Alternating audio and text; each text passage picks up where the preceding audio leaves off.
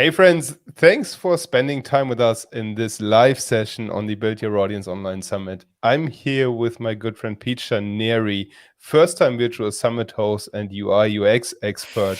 And we are both proud Cloudways Mavericks as well, representing the hosting company that hosts all of the summits that I'm hosting and that Piccia is hosting as well. And in this live session, we are having a conversation actually for the first time ever to review Piccia's first conference, the Design for Conversions conference, which you can check out at this URL. You can grab all the highlights of her conference. And Piccia, I am so excited to hear what your experience was. Thank you so much for making the time.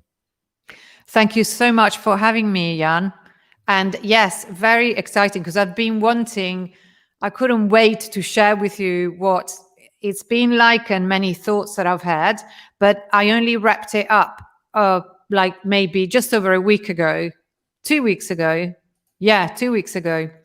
And I went on a brief holiday after that. And of course, you were very busy with setting this one up. So we haven't had the opportunity yet. We're doing it live.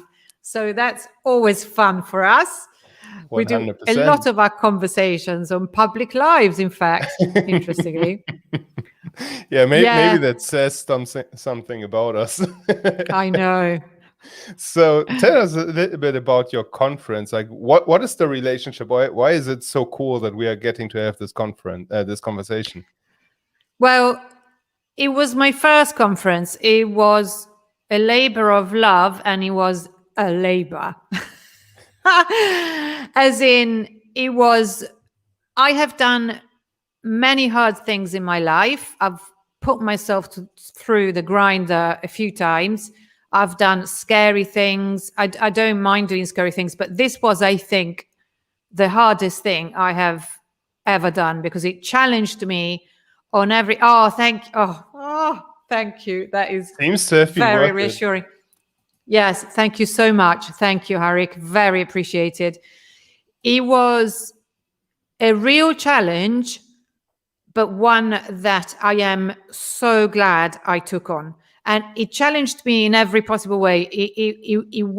There were quite a few moments when I was pondering, what could I do so that I wouldn't have to do this? Could I break an arm? Could I break a leg? Nothing, life-threatening. But I would always come to the conclusion, no, because I really want to do this. And it was, all in all, it was an incredibly positive experience, and I will most definitely do it again. In fact, I think that the whole point of doing it is that you learn, you make all the mistakes, you suffer through it, and then you do it again because next time you know. And I really do mean it. Now you do know. And I have to say also that I made one main mistake, and that's what I said earlier in the live, is that it's, even though I thought I had given it enough time, for your first one, it's never enough time. And I had the privilege of having Jan as my coach, consultant, and, long-suffering, I don't even know how to call you, like agony aunt, shoulder to cry on. He's been amazing. This man is incredible. It's a privilege to have you as my friend. It really is. And I cannot thank you enough for having put up with me all this time. But ultimately, I would say, if you think that you have a good idea and that you have a problem that you need to solve for your audience, do it. Because the greatest thing for me was to find out that I had nailed it, that the audience was the right audience and their issue was the right issue. And this was so incredibly rewarding for me. It wasn't the only reward that I got from it, but it was extremely rewarding. So It was, in that sense, it was absolutely a wonderful experience. And also we laughed a lot. Job. Oh, thank you so much. I just caught myself saying absolutely. And there was a lot of, chuckling and giggling because I still don't have absolute vodka here. I know I should have got it. I just got back the other day. I didn't buy it, but I just couldn't help catching myself listening to the interviews again that were done over the course of a few months, and the number of times that I said absolutely was hilarious. And then I stopped doing that and started saying fantastic. So that was That is so funny. What was your motivation to run the virtual summit in the first place, and how did the results live up to that? The motivation was that I really wanted to talk about design my way. And I really wanted, I had an audience very clear in mind. I had had it for a few years, and I wanted to present design to them in a different light. So to me, the audience is all those of us who are web builders or app builders or digital product builders, but we're not necessarily trained designers. And the thing is that I kind of belong to this category. I won't go into how, but I kind of do belong to this category. So I know how painful it can be. And I wanted to show how design is not styling, and design is, in fact, the way. Understanding what design does will make you convert much more. That was my main point. But I also wanted, it was very important to me that the conference would be as diverse as possible, and also that talked about inclusion and accessibility and how to help people out. Because ultimately what we're doing, whatever we're doing on the web, the main aim is to help people out. That's why you're doing this summit, is because you want to help people build their audience online. So that's why you're doing it. And I want to show how there's a way of using design that will make it easier for you to help people. And this really came out so strongly as the main theme of the conference. And in that sense, to me, it was a resounding success. So I would say that one of the things that Virtual Summit Mastery does very, very well is it forces you to work out who your audience is, what you're doing for them, and what their pain point is in a brilliant way. So, and this is not new. Any marketing guru, anything, any branding guru, anybody will tell you that that's what you need to do. You need to define your audience and what problem you're solving for them. But all the worksheets that are in Virtual Summit Mastery are amazing. I have to say that also I am extremely privileged to be very good friends with Kim Doyle, who that helps. Who was also my coach. But she worked on the messaging for me, and she came up with the title of the conference, which is Design for Conversions. When she told me that, I initially went, so salesy, that's not me. And she was like, are you sure? Within 10 minutes, I was like, oh my God, this is the best possible title ever. This is fantastic.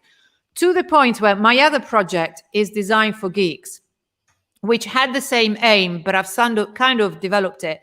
And it took me a while to notice that I had design for again. So I thought that was quite clever. But now I am actually thinking that I will move everything under the Design for Conversions brand, because it really encapsulates so clearly, without compromising any of my core values. It just encapsulates what I am here for and what I really aim to do, without making me feel like I am compromising in any way on my ethical stance. So I feel, that is what summits do sometimes. Is that they have quite an, I want to say, magnetic nature, in that when you do a summit correctly and you invest all the work that you clearly did in the beginning in setting the stage properly and defining your audience and being very clear about what you want to get out of the conference, they take your brand to a whole different level, because you're just associating yourself with all the experts that you're interviewing. You are building an email list along the way. Ideally, you are getting paid to run the summit because you get sponsors on board, which isn't easy, but it is possible. And then after all, they can change entire businesses and entire lifestyles if you do them properly. Very, very true. So I would recommend, if you have an idea, even if it's like a kernel of an idea, and you think that you could build a summit around it, do explore it. Take Virtual Summit Mastery and go through the exercises and validate your idea.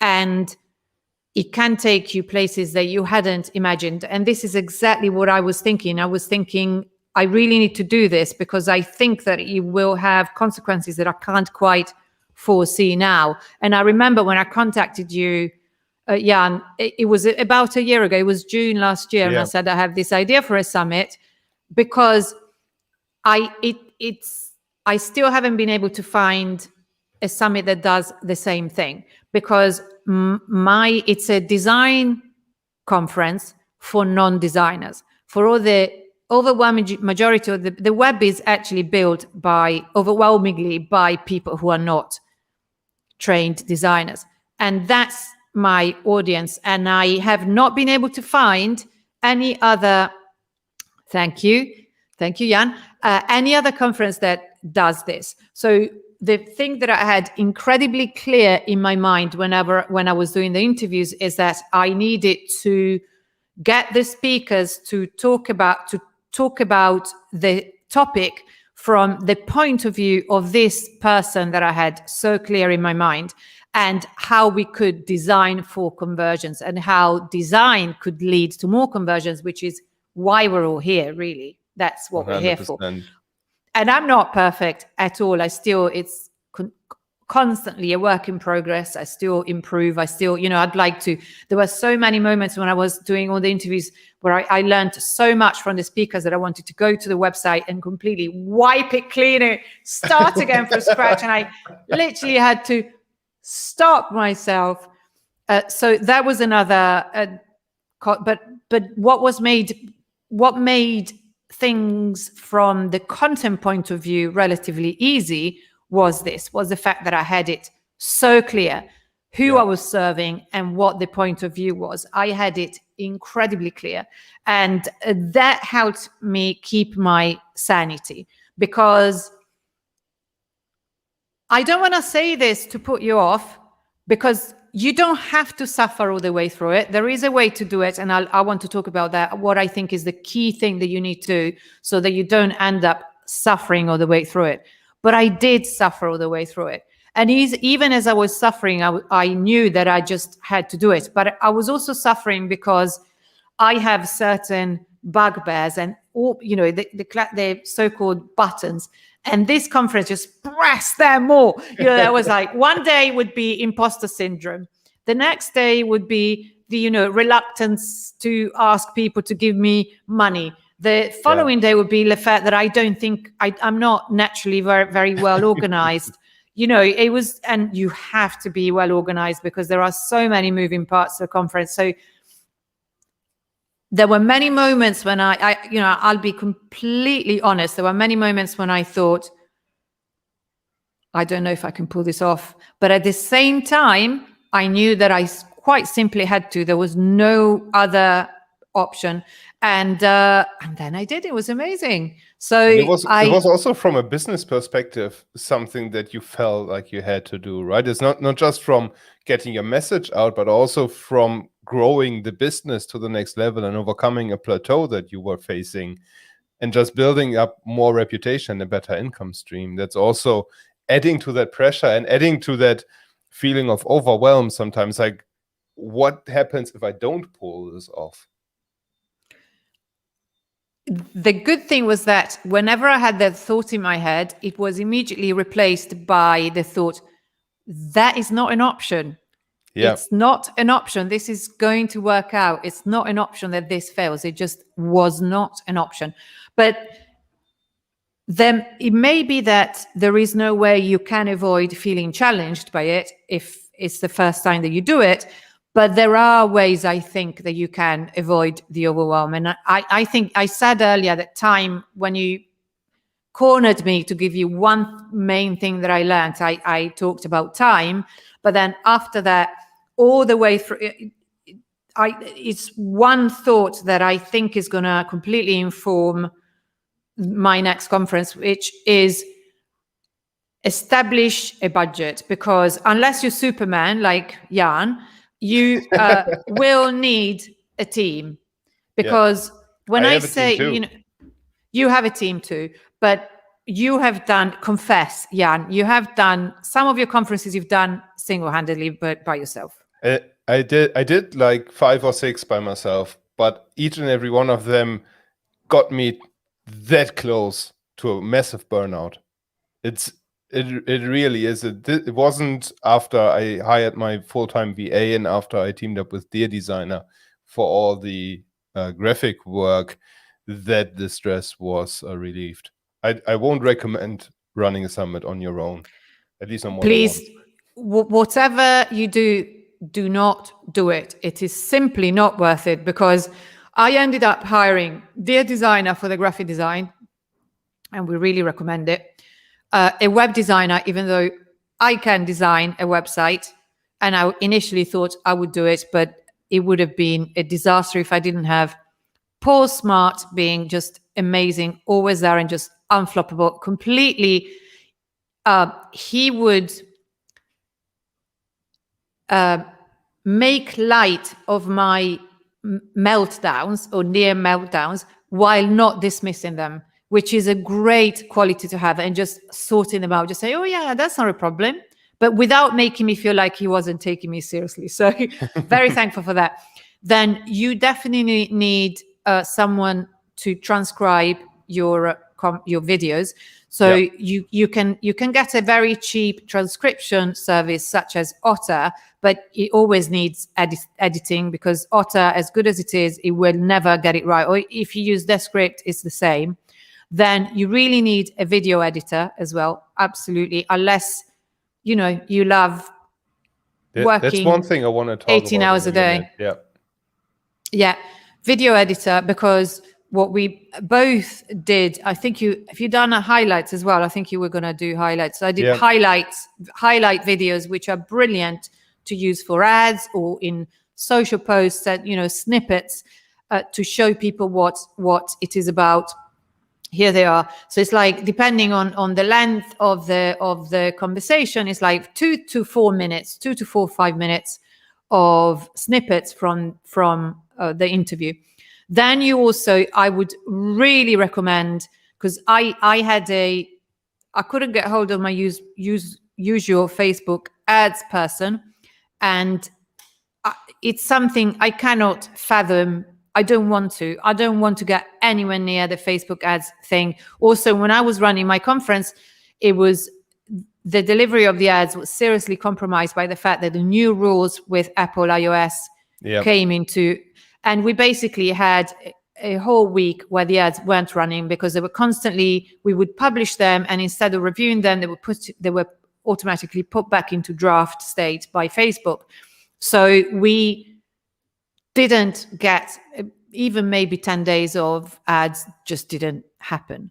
So I would really recommend that. Even if I'm saying that even if that's your profession, take someone on to help you, because first of all, you will be too busy with everything else in order to do it yourself. And because you really need to feel that someone else is taking the pressure off, because even having all this, so I had, my team was web design, briefly copywriting, but I got to that too late. So I used it less than I would have needed to, but you're going to have to write all the email sequences. So think seriously about getting a copywriter. Definitely general VA and transcriptions. And then video editing, absolutely indispensable. Facebook ads expert, graphic design, Dear Designer or the equivalent. And these 6 different skills are indispensable.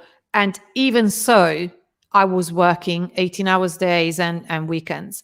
And that's because there were things that I just didn't calculate that would, it always takes you longer than you think. That applies to any project, and even more so to an online conference, because there are so many moving parts. Also, the way you taught me to do it, Jan, which I like very much, is to do interviews rather than ask the speakers to record their own presentation. Being a speaker myself, I have to say that makes it much easier. I feel like already the speakers are being incredibly generous with their time, and therefore it's easier to ask them just that. And also it means that even though it's extra stress for you because you have to organize it as well as actually do it, you have to then go through the script, indicate the point where you want highlights. Actually, I got someone else to do that. I got an editor to do that, which was great because then I didn't have to listen to myself once again. I just got so bored It's so with the time sound of my own consuming, too. voice. It's so time consuming when you have to review all the sessions that you're recording. Let's say the average session length is 45 to 60 minutes, and you had 12 videos, I think, or 12 speakers on your summit. That is over a day, effectively, of just listening. That's wasted time. And you need, just for that reason, you need an editor.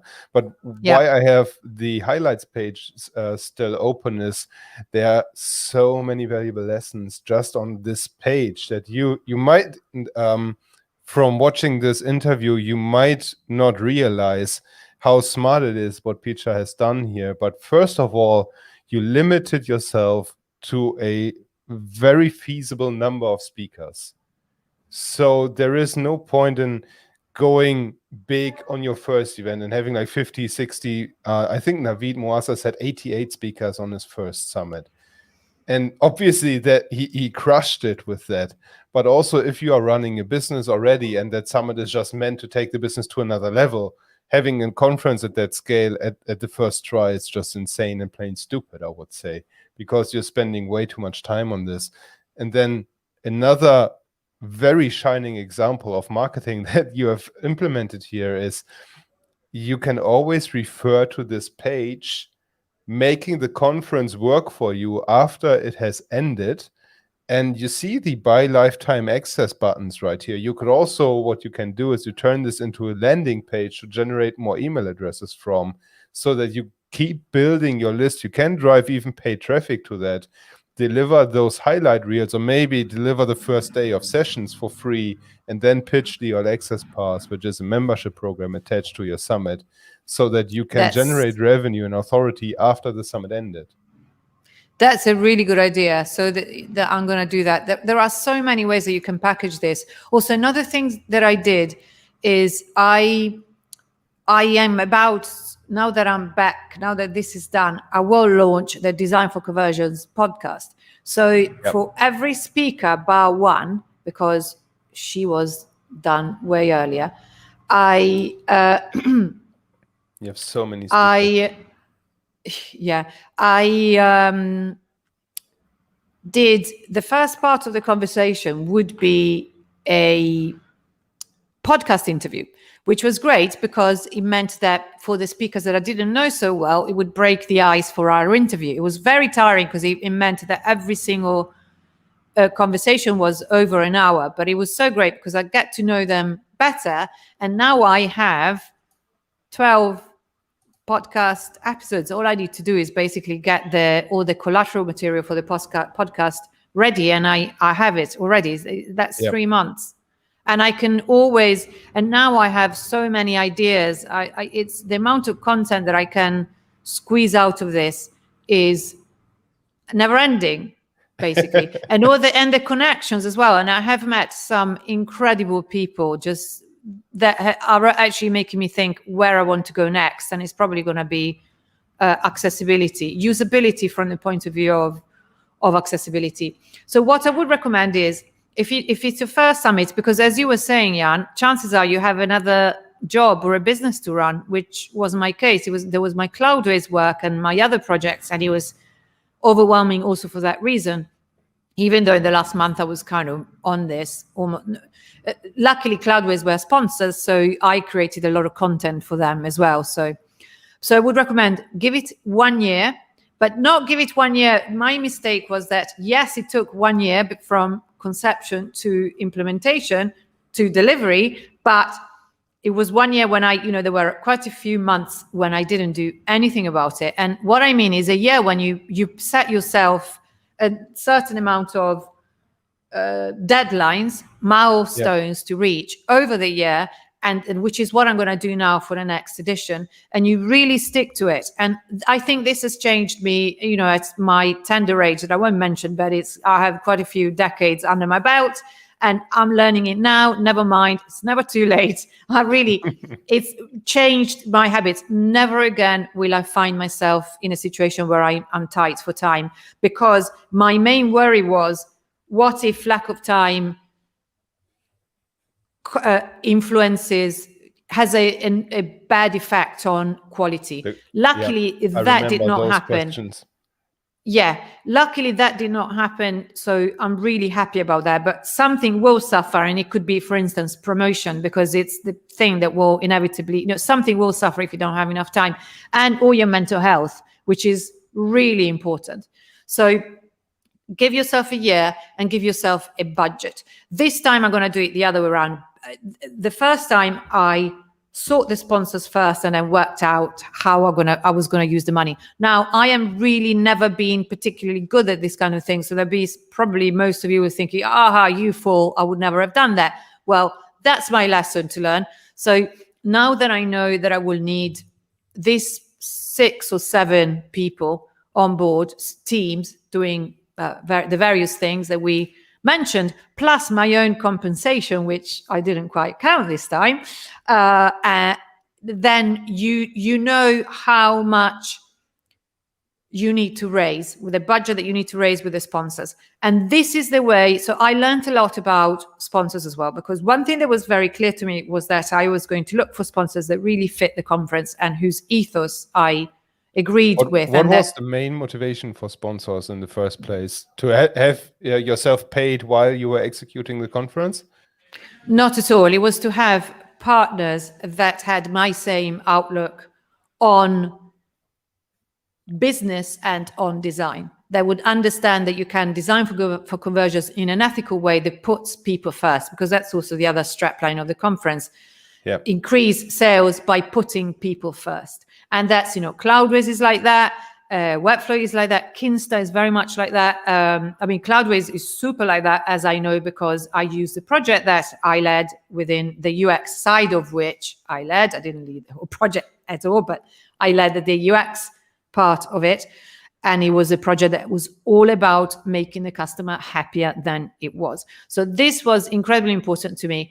But another thing that I would do this time is I would have conversations, because also another great thing about looking for sponsors is that in the meantime, you will make lots of connections. For instance, in order to find out how I could get to Webflow, because I really wanted to get Webflow on board, I connected to various people on LinkedIn until someone who does, Greg Bernstein, who's a content researcher, who's a UX researcher for Webflow, he found out and got me to the right form that I had to fill. So basically, from a form that I filled online, I got a fantastic sponsor. So that's such an exciting, wonderful process. But what I will do next time is I will say to the sponsor who agrees to give you money for your conference, I would say, great, thank you very much. Now let me go and find the other sponsors. And I would ask for payment only when I have the minimum amount that I know I need to deliver a successful conference and to compensate myself as well. I'm not saying make money, because I don't want to think how that works out in terms of, money per hour, because I'm probably in the minus digits. But for the first event at least, yeah. Yeah. So that's how I would do it, because if I can't find enough sponsors by my given deadline, then it's no stress. I don't have to give money back to anybody. And that was a big stress that I had, because initially I thought I would have it last year in December, and then I got very close to the date and I thought there is no way I need more time. And people were lovely about it. No one really minded. It was great. Sponsors stayed on board. In fact, Kinsta went off being bronze and on being silver. So that was it was amazing. They actually upgraded. upscaled. They upgraded. So everybody was really wonderful about it. And also, I have to say one thing: the connection with the speakers was another really great thing. And I mean, I have to say that the generosity of both sponsors and speakers is something that creates such an appreciation in you and gratitude. And these are the things that I feel should move the world. So if I manage to generate this wave of appreciation towards them from me and from everyone, I think it's really great.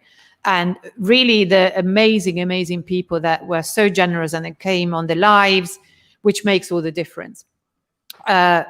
So that was another great thing. But I think that what's going to make the next conference nowhere near as stressful, and my hope is that it's not stressful at all. I mean, there will be stressful moments because it's inevitable. That's life. And especially because we deal with technology, as we know, there are many things that could go wrong. Actually, I can't believe I didn't mention. I have a thunderstorm over me right now, so if my power goes out, you know why. Yep. Oh, wow.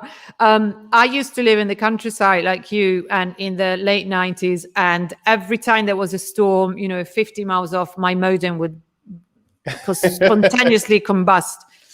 Even in it's clear sky where I was, but anyway, yeah. And I can't believe that I didn't mention another essential team that I had, which was a live streaming partner that just took that problem away from me. True. I know you do it in a different way, but the way they did it, I was very happy with, and it made it incredibly easy for me. And then also, you need to consider, have you ever, because you can't deliver an entire online conference without ever appearing live. You can do it. But the huge value that I got from doing the opening remarks and getting the speakers on was incredible, because there was so much engagement in the chat box and people felt like they were really involved and their questions were being answered. So I think that was really great. However, as I would say, I feel like the time is a given, and maybe the biggest lesson is how to organize your budget with the sponsors. Yeah, I think that that's going to completely change the next one. And it's exactly what I did last time, but I'm really going to look for sponsors that want to be partners, that want to feel like they're a part of the conference. They're not just simply giving you some money. They really believe in what you do and they want you to succeed. And therefore they promote you, they take an active part in the conference. That's very important. Yeah. And that is what I think is the beauty. And maybe people watching this might not realize this is sponsors is one way to make money from summits, but I can name you at least 5 other ways you can also monetize virtual summits. And that is something I think as a summit host, as you will host more and more events in the future, you will be able to add those other income streams in the future. For your next event, you can focus on all access pass sales as well to make more money on that regard. And then after the summit ended, we've spoken about that highlights page, which is a brilliant example. You can use that to sell your summit. You can relaunch the exactly same summit after a quarter or something like that. Let a few months pass and then relaunch the same summit. You won't have the exact same results, but you will still be able to make profit from that without all the stress of creating the summit is already there. You mentioned the podcast, the Design for Conversions podcast that's coming up. That is definitely going to be a source for building a bigger audience and also monetizing, because you can bring on sponsors, you can sell your own products on that, you can promote a ton of stuff while delivering value. And then you can form partnerships with the sponsors you already have. So for example, on my end, by working with Cloudways on one of my virtual summits, I'm now in the paid position to be a Cloudways Maverick, and that is in the 2nd year already. So every month I'm collecting money from a summit that I've ran like 5 years ago. Amazing. which is ridiculous if I think about that. But that's how these events work, and that's what you've alluded to in the beginning. You don't know the ripple effects that a virtual summit causes when you're starting and when you have that idea. What I would also love to talk about is, how did you get your speakers? Because that is something I hear over and over again, is nobody knows me.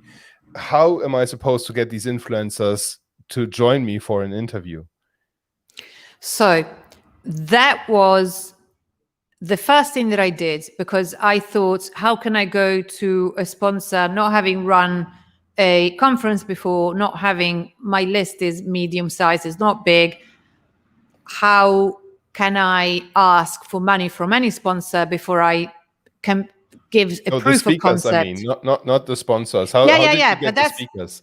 Yeah. No, I got that. I was just saying that I started from the speakers. That's the first thing that I did. To the point that where at one point you were like, yeah, you need sponsors now. But I felt like I needed proof of concept, and I need to be able to secure a few big names and be able to say, these people are going to go for it.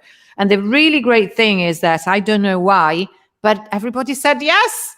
I mean, a couple of people had to then beg off because they just didn't have the time, but everybody said, I love your idea, I want to be a part of this. And I guess that every single speaker that was on the conference was amazing, and they all have a big following. So I was very lucky like that. But the person that I went to first was Joe Natoli, who is someone that I admire enormously. He's a UX expert and a teacher. I knew him from Udemy. His student list on Udemy is like 200,000 people, I think, by now. And it's how I started learning about UX. So he recently launched a membership program, which meant that once a month I was able to meet him personally, because he runs a once a month sort of mastermind kind of webinar.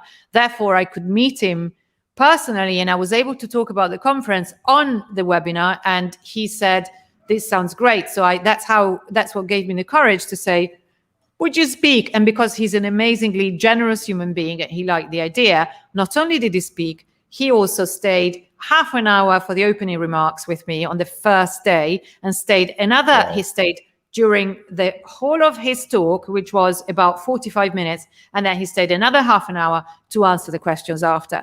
And that was a day when we just had so much live participation. It was the first day, and it was a runaway success. And I have no doubt that it was thanks to him. He lent so much credibility to the whole operation, and everybody else came after that. And I have no doubt that it's thanks to Joe's huge generosity that it became much easier to persuade people to come on after that. And they all liked. So you had that relationship with him already, or how did you get in touch with him originally? How did you build up to the position that you could make the ask? Because of his membership program, because I'd been one of 200,000 students on Udemy, but then he launched the membership program, and I just jumped at it because he said that it's amazing because it's you get all of his courses very cheaply, and also you get the one month call where there's lots of people come on, but it's never more than 20 people, so you do get your own 50. I think it's 15 minutes that you talk. So that's how I got the personal connection. So he knew me from that, and I was able to make the ask. And actually, I knew that he would read my email because we had a personal conversation going. So that is what I think clinched it, and I consider myself so lucky that he launched the membership at exactly the right time, and he said yes. So it's because he's one of those people you think, oh my God, how do I even?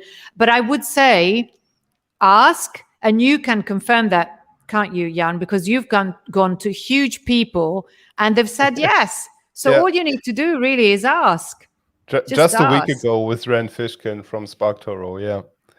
He's speaking at my next conference, and I'm known by now, in air quotes. I still don't consider myself internet famous by any means, but I've done some publicity on the internet by now, and Rand has no idea who I was. He doesn't know that I've interviewed him in 2015 already, when summits still weren't a thing, and I was hosting my first event. And how I got him back then was I tweeted at him.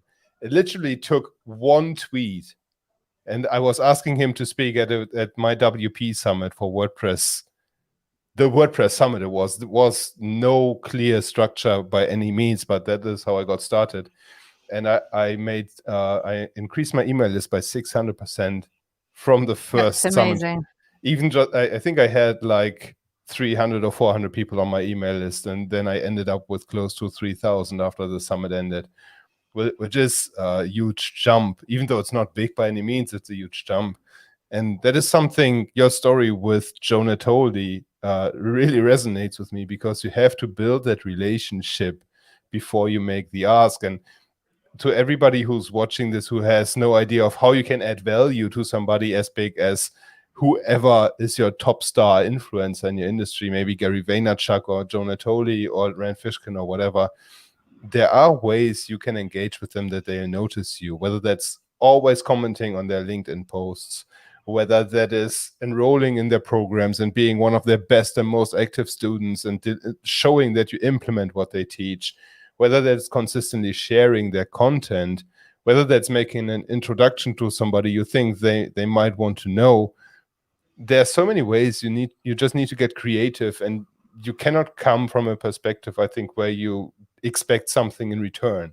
You just have to give and give and give and show up for a serious amount of time before they'll even recognize your name. Yeah, but I would say do it, because you may think they're not going to speak to me, and the thing is that they do. So to me, the fact that all these speakers that I admire so much agreed to speak, it really helped. I mean, I don't think I'll ever be cured of the imposter syndrome, but it really helped towards healing it. But also, I think another way in which it's really good is that if you also have imposter syndrome, in the sense that you feel threatened by people in your industry that you perceive as being better than you, this is another great way of curing it, because you then start seeing people as colleagues and collaborators rather than competitors, which is exactly how I feel about every single one of them. And I mean, there's, for instance, the person that does, whose professional skills are probably closest to mine, was Dana James Mwangi. And I think that, I mean, her talent is stratospheric.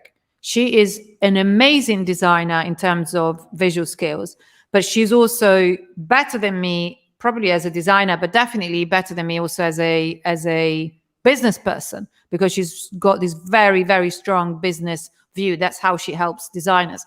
And all I have for her is admiration. There is no part of me that feels threatened by her. And I mean, you know, I'm being completely honest here. I think that we all feel that, don't we? We just feel that when we perceive someone as being better or doing the same thing as us, we go, unless you have a job. But, you know, if you're an entrepreneur, I think it's human. And what this does is it makes you think about your industry as a big network of collaborators, rather than people who are out to, you know, threaten you in any way. Or it's not a competition. It shifts your focus entirely. And I loved it. I loved that so much. I really did.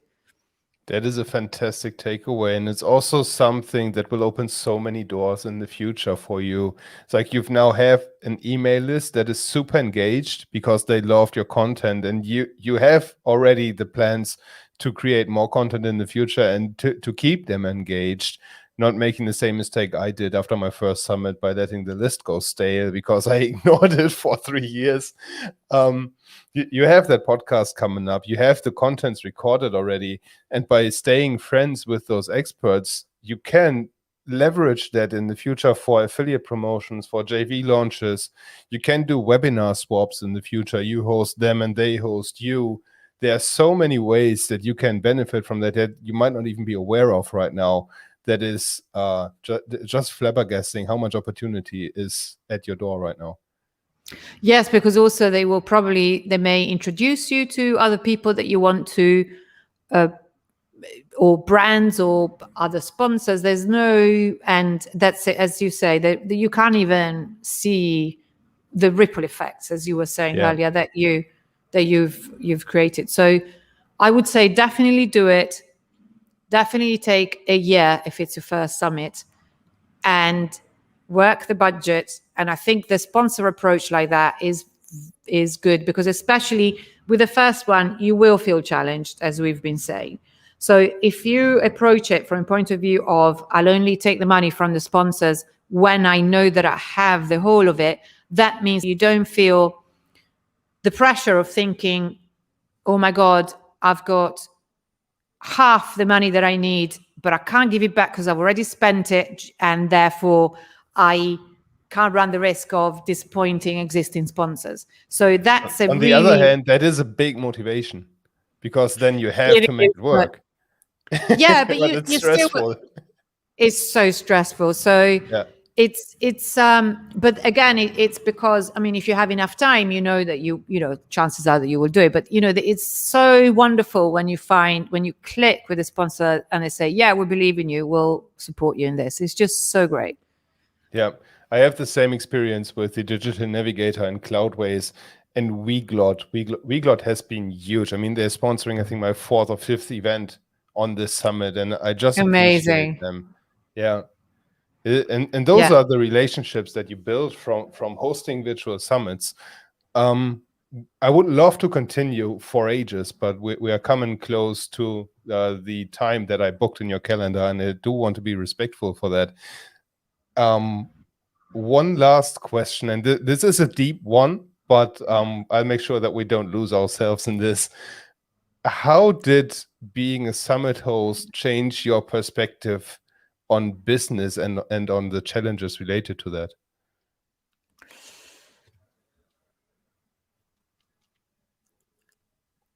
Weirdly, I feel much more secure than I did before the summit, because it proves your credibility as an authority in your topic. Because if you're asking the questions, you can't ask questions about something that you know nothing about. You need to be prepared. Any journalist will tell you that. So if you're able to sustain interviews with experts, that means that you know enough about the subject to be able to ask those questions. Then also, it proved to me once again the importance of content marketing. I was actually in a call today, and someone was saying that this is something that we talked about with Kinsta, and it's the topic of this conference. So I feel like it's very apposite that we say this. If a friend of mine that I had a call with today said they went with a company immediately, even if it was the first conversation with them, because they had been following that content, and that content completely answered their questions. Kinsta have this marketing strategy, and so do Cloudways, and so do a lot of others. So this is a way of doing it. It's an incredible way of doing it. So if someone wants to work with me, they go and have a look at the summit. I have other places where I've got content, but this conference sort of brings it all together. And therefore it makes me think that it's going to be, first of all, much easier for me to create content for LinkedIn or for my blog that I have neglected, but I'm now going to turn everything into a blog post. And for my list and so on, it's going to be so much easier. And we know that these are ways of driving